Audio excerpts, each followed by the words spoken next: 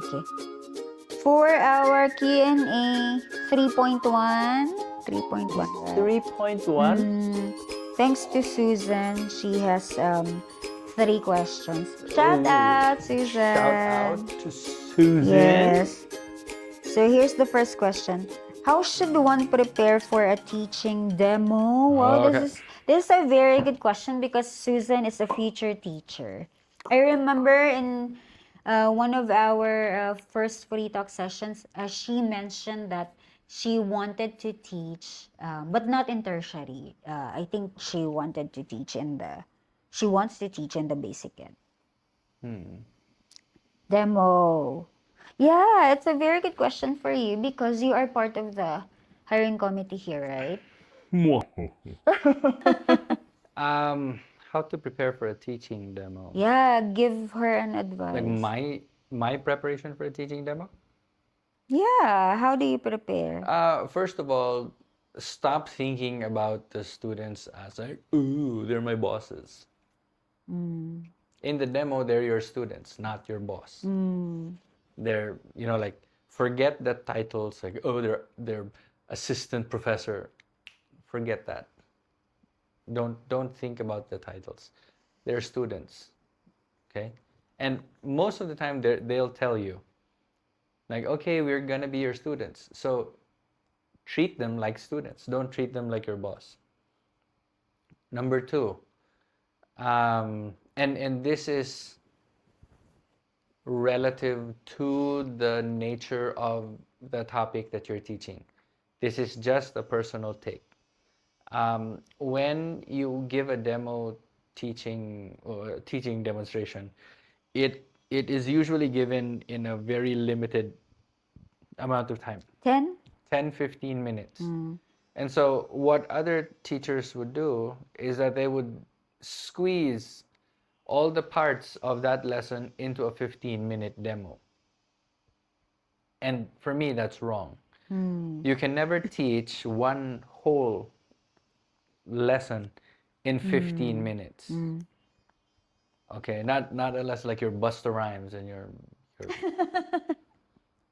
right, you're rapping.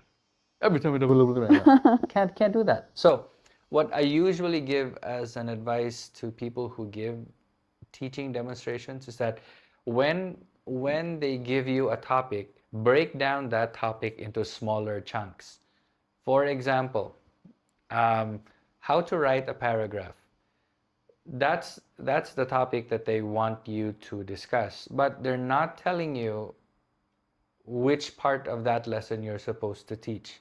So, in a teaching demonstration, you can assume that this is, for example, for today we will be learning about the, the first part of how to write a paragraph.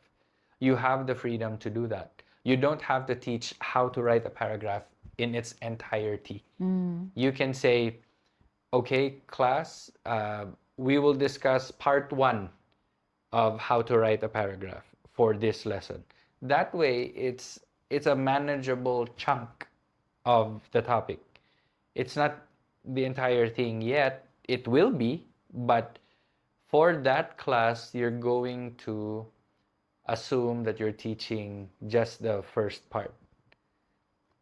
So that way, the 15 minutes will be manageable for you. Third advice, try not to be too lecture heavy. Again, this is relative to the subject, but if you can, try to have like a more engaging approach in your teaching demonstration. In most cases, I see teachers just dishing out all the concepts, reading from the presentation, or yeah, but then the students stay silent, and then they ask, "Did you understand?" That's the old school way of doing it. In like to me, what would be more impactful to the students would be if you involve the students in the teaching demonstration. Ask them to read, ask them to explain. Don't just explain on your own.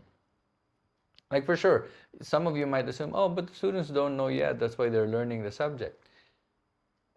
Still try, you know, ask the students to give their opinions about a topic. For example, if you're going to discuss about writing the introduction to a paragraph, ask them first, what do you think makes a good introduction?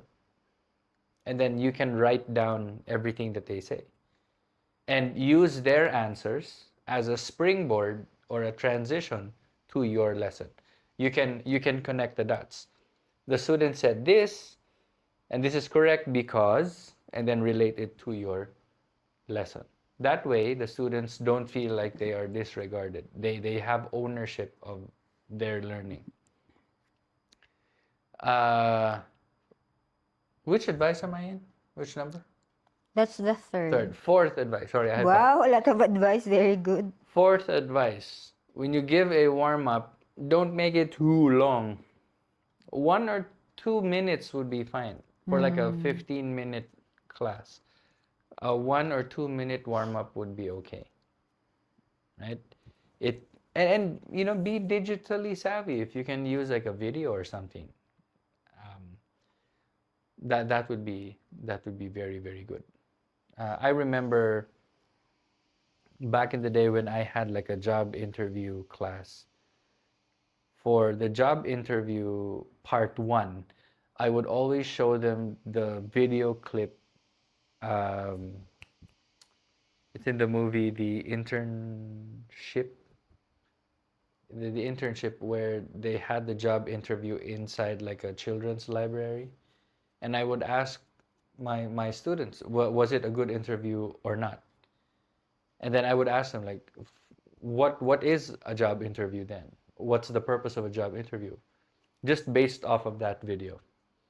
So see, it's a short video, but it gets them thinking, and at the same time, it keeps them How many entertained. minutes is the It's video? about 2-3 minutes. Ah, But yeah, that's good enough for a demo. no, that wasn't for a demo. That was for a class. So a 3-minute video that I can use for an entire class is good for me. But for a For a teaching demo, demo, maybe 1 or 2 minutes. one. Fifth Okay. advice. Wow, And very this is good the teacher last one. there. This is not just for teaching demonstrations, but this is also for classrooms. Stop addressing the plenary. What I mean by that is that teachers usually have the tendency to say, "Who can answer my question?" Mm. The problem with that is What if they do not answer? no, and sorry, there are quite a few problems to that kind of approach. Number one was what you said. What if they don't want to answer? They would intentionally do that to test you. Yeah. Or they really just don't know the answer. Number two, what if the same person raises their hand? And number three, what happens to the rest of the students who don't answer? So see, you're stuck with these three, and sorry, there's a fourth problem, the dead air that follows. There's a whole lot of dead air that follows that question. So my advice would be to ask them one by one. If you know the names, address them. For example, in a teaching demonstration, you might want to ask, yes, Cupid, I would like you to answer this question. What that does is that number one, it compels a student to answer. And number two, it helps the other students know that they're up next, that they're not safe, that they have to Prepare prepare. to answer. So see, your students might be in a state of alertness a little bit more than if you just let the plenary decide who's going to answer the question or not. So yeah, those are my 5 tips for Wow, teaching thank demonstration. you. Thank you, teacher there. Very good advice. Okay. Before I give my advice to Susan about the demo, I would like you to know that demo is not the only measurement for being hired or employed. Because I used to be a program head in the Philippines and I was part of the hiring process, particularly during the teaching demo online. Yeah, I remember there were candidates who really did well during the demo, online demo. However, they were not hired, not because of the demo, but because of the qualification. Okay? So, if ever, but knowing Susan, she's going to nail the demo. She's very smart, very articulate as well. Very. Yes, that's a reminder, okay, in the future, for future purposes. Now, how should you prepare? First, you have to know, Daryl is correct. You have to know how many minutes. If they did not give in the instructions, you have to ask. Okay, you don't want to compromise the real demo. What else? You can also ask how many will be there so that you can prepare yourself mentally. Okay. Yeah, the first part should be short. What the hiring committee would like to know is how you do the hook, the first part. How do you make the students interested to listen to you in learning? Okay. My suggestion is that you give them an activity or something to ponder, something to think of on the spot. What else? I remember during my time watching the demo, the teaching demonstrations, I would normally ask, how will you handle a student who does not listen to class? So you have to prepare for that. How will you handle students who listens but do not respond to your inquiry, your questions in class? And how will you handle misbehaving students? So those are the questions that you have to consider. What if the hiring committee will ask you that? What else? Also, the hiring committee would also like to see how you transition from the introduction to the main part, the main lesson, and how will you give instructions? What verbs, you have to be careful with the verbs that you are going to give during the demo. Are they simple but understandable? There. What else should you consider? Yeah, as much as possible. If it's normally it's only 10 minutes, reach the part, because sometimes they cut you eh. Sometimes they will cut you. Reach the part wherein you are giving the students, the demo students, instructions already and trying to make them respond to you. Because they are going to test you, how you will respond. They might. There.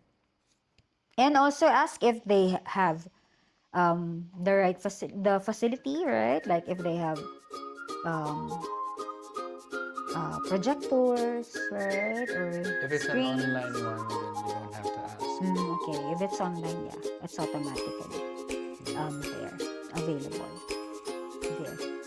Thank you. I hope that helps you, Susan. She has a second question. Yeah, she has 2 more questions. Okay. Okay. So the second